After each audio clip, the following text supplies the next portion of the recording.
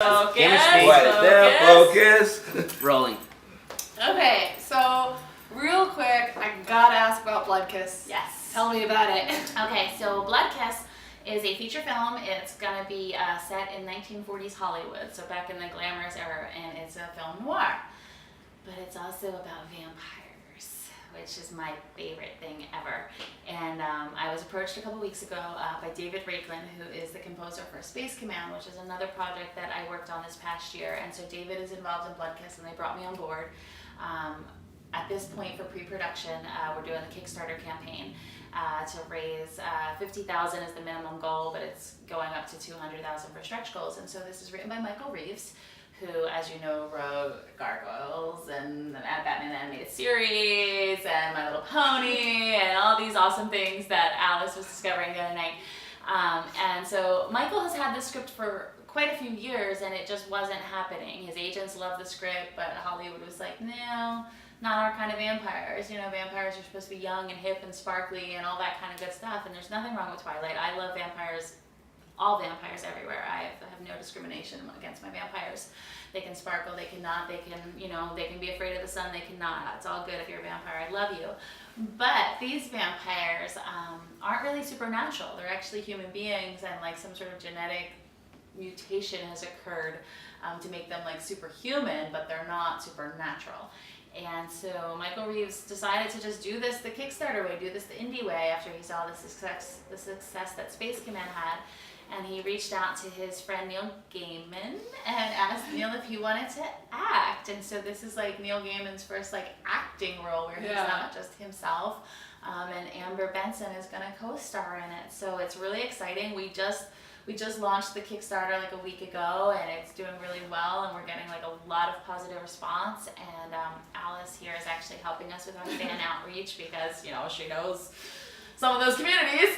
And yeah, so we're just trying to spread the word.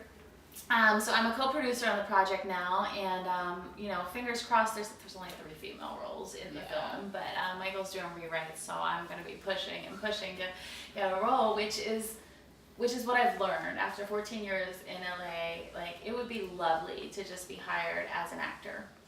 But the majority of it goes these days is that we all have to be multi-hyphenates, you know, actor, host, producer, voice actor, social media girl. Like, I don't even know where my hyphenates end.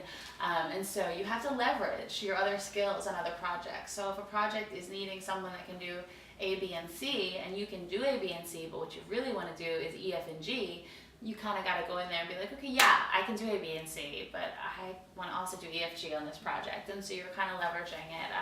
A girlfriend of mine, Brooke Lewis, she runs Philly Chick Pictures. She's from Philly. She was on Tony and Tina's Wedding in Broadway, and she's a big horror scream queen. She mentored me years ago. She had invited me to be a part of a charity event that she did. It was for preventing suicide prevention fundraiser, and she had me on board as like the raffle host.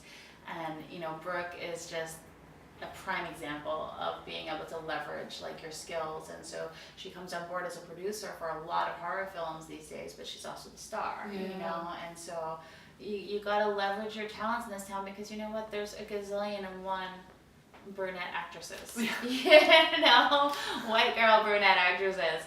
And you have to leverage all of your talents, you know, in this day and age too. Like, if you don't know how to, if you aren't skilled in your own marketing and your own branding and your own social media, then, you know, God bless you and God help you, but like, you need to be like, it's not, unfortunately, we can't just sit around like in the old days and, you know, get 3-picture contract deals, you know, with MGM knocking on your door and coming to drive you to set every day. Technology is a blessing and a curse. But you mentioned you love vampires, Cute. so I have to ask, of all the many universes in which you could be a vampire, which rules do you think you would most want to be a vampire in? Wow, hold on. I might need to put my fangs on for this. You've got Dracula, with a lot of consequences. You've got Twilight with less consequences. I'm definitely... There they are. Oh my gosh. I'm definitely more of a traditional vampire. I'm definitely like, I love Mina and Lucy and Dracula. You know? Okay. I love old school Dracula. I'm kind of scared right now. But, I bet I taste good. but at the same time, I love the world of True Blood. So that's such an interesting question, Alice. I think I would want to be more into the traditional realm, interacting with human beings, on some level. Not really. Oh gosh, that is such a tough question. I have a character called Scarlet Rose, who is why I created these fangs to begin with, and she's got a little clip. And Scarlet Rose, I was actually thinking about creating a web series off of her, and she's very traditional, and like the long gloves and the pearls, and she looks wonderful, but she will rip your heart out if she's hungry. So I guess I would be more of like the traditional brutal, no sun, no crosses, no holy water. Have to sleep in a grave. Yeah, you sleep in a grave or a coffin, but when your thirst overtakes you, you will just eat the person next to you. Well, on that note, thank you so much for joining us. You're I'm now welcome. officially terrified and really worried I'm not going to make it to tomorrow.